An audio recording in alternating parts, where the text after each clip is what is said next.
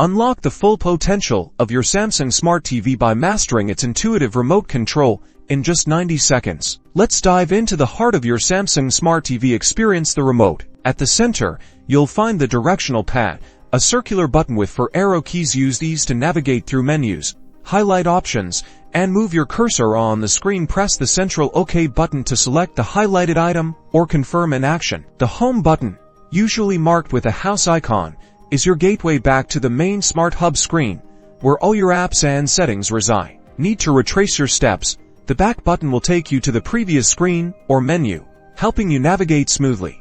When watching videos or streaming content, these dedicated playback buttons allow you to play, pause, fast forward, and rewind with ease. Control your audio experience with the volume up and down buttons nearby. The channel up and down buttons let you browse through your favorite channels.